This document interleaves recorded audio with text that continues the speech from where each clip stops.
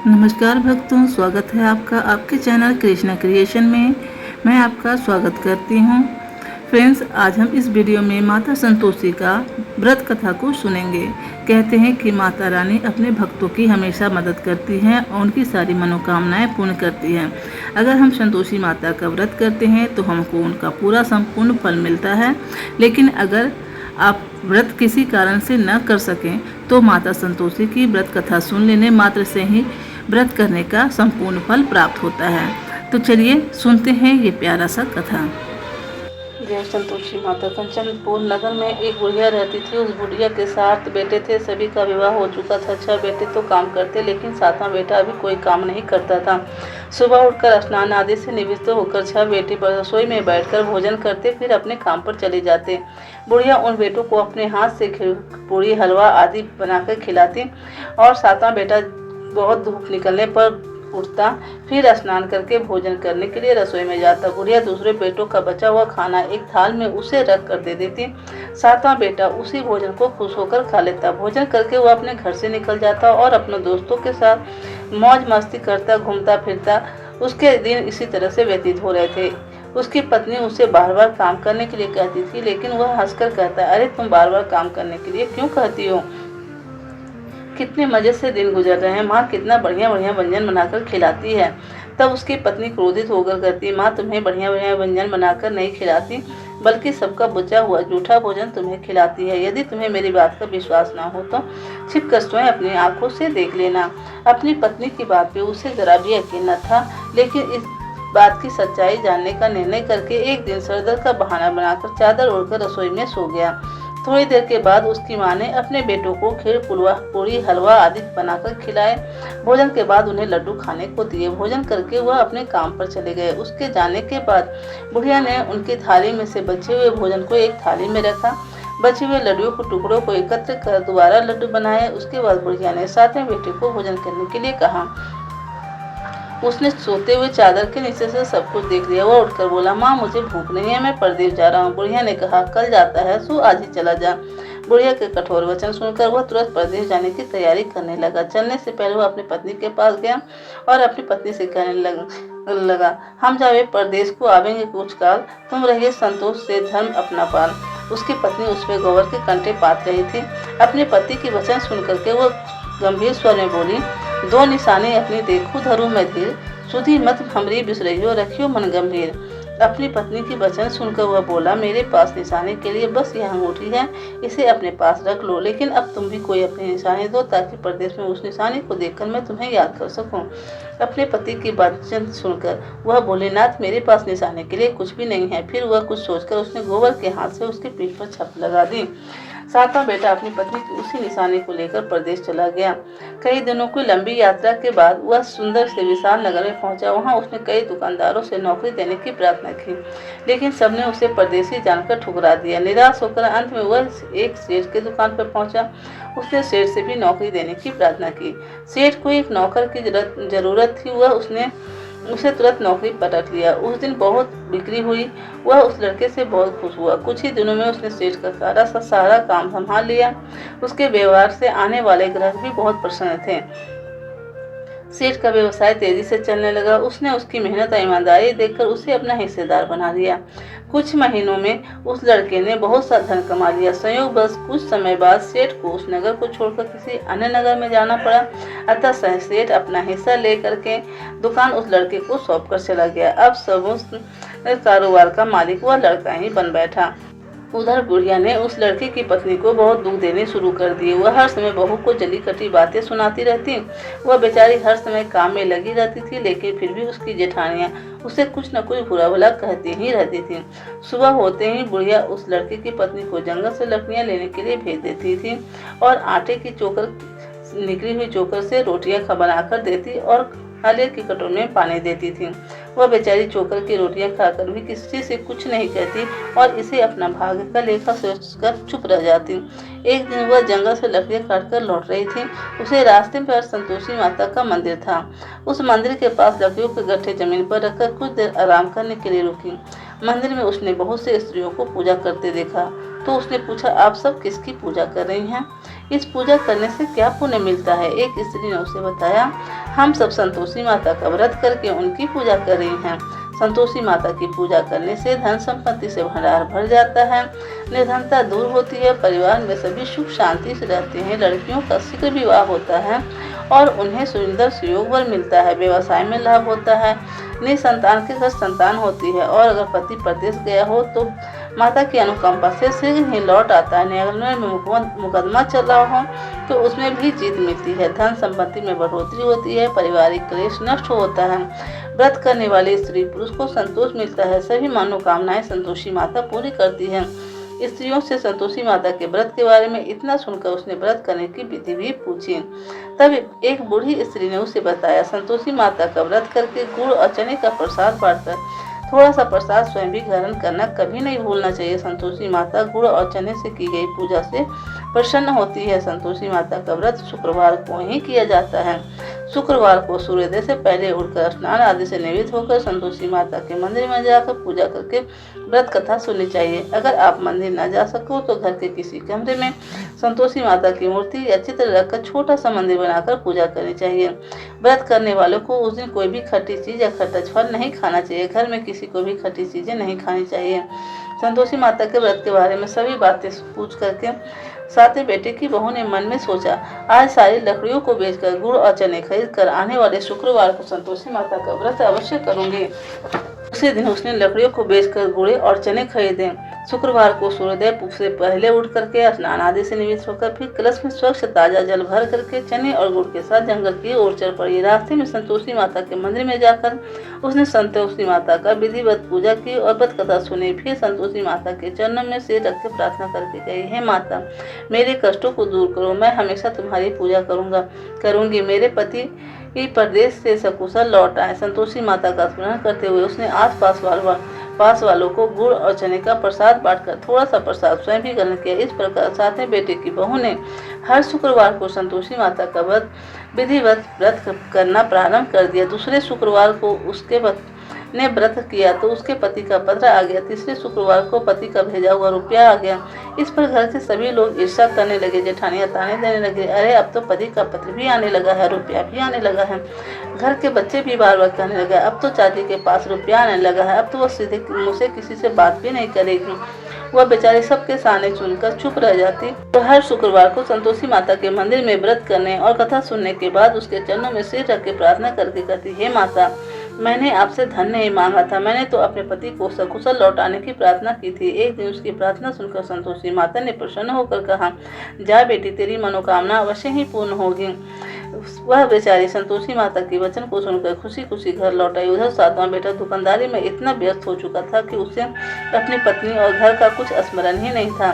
दुकान के काम से उसे फुर्सत ही नहीं मिलती थी। संतोषी माता उस बेटे की इतनी व्यस्तता देख करके बहुत परेशान हुई। तब बहुत सोचकर संतोषी माता ने उसे स्वप्न में दर्शन देकर कहा, हे धनी साहूकार, तुम सो रहे हो या जाग रहे हो? वह बोला, हे माता, मैं न जाग रहा हूँ न सो रहा हूँ, आप मेरे लिए आज्ञा करो। संतोषी माता ने कहा, तूने प्रदेश में आकर इतना धन कमाया, पर क्या तुझे अपनी पत्नी का कुछ भी स्मरण नहीं है?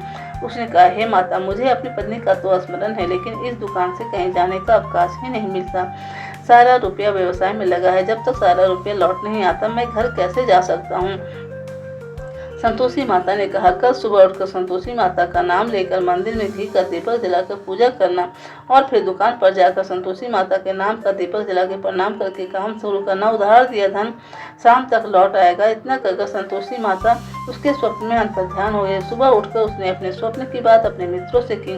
वे सब उसका मजाक उड़ाने लगे। उसका मन नहीं माना तो वह संतोषी माता पर पूरा विश्वास करके मंदिर में जाकर के घी का दीपक जलाया। दुकान पर भी दीपक जलाकर काम शुरू किया। उस दिन संतोषी माता की अनुकंपा से सचमुच चमत्कार हो गया। उधार सामान ले गए लोग जल्दी जल्दी रुपये लौटाने लगे।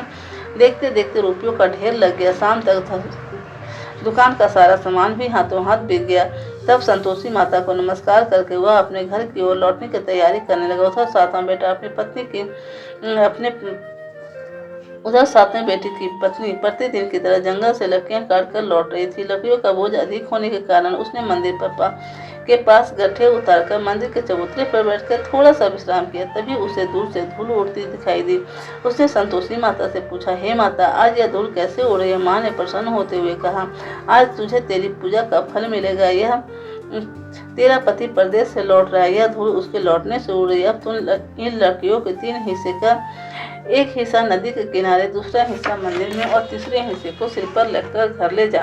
तेरा पति लकड़ियों को देखकर रुकेगा, लकड़ियां जलाकर भोजन बनाकर खाएगा, फिर घर जाएगा। तू घर पहुंचकर लकड़ियों के गट्ठे आंगन में डालकर कहना, सासू जी लकड़ियों का गट्ठा ले आई हूँ, चोकर की रोटियां दो, नारियल की कटोरी में पानी दो, फिर पूछना घर में कौन मेहमान आया है। संतोषी माता के वचन सुनकर वह खुशी खुशी घर की ओर चल पड़ी। कुछ देर के बाद उसका पति वहां पहुंचा। उसने लकड़ियों का ढेर देखकर भोजन बनाकर खाया, फिर कुछ देर विश्राम करके घर पहुंचा। उधर बहू ने लकड़ियों के गट्ठे जमीन में डालते हुए जोर से आवाज लगाई, सासू जी लकड़ियां ले लो, चोकर की रोटियां दो, नारियल की कटोरी में पानी दो, आज घर में कौन मेहमान आया है। यह सुनकर उसकी बुढ़िया सास बोली, बहू ऐसा क्यों कहती है, तेरा पति यही तो परदेश से आया है। नहा धोकर मीठी खीर खाकर नए कपड़े पहनकर पति के पास बैठ। उसके पति ने कमरे की खिड़की से सब कुछ देखा और सुना। उसने कमरे से बाहर आकर भिखारी की तरह खड़े अपनी पत्नी को देखकर कहा, माँ यह औरत कौन है।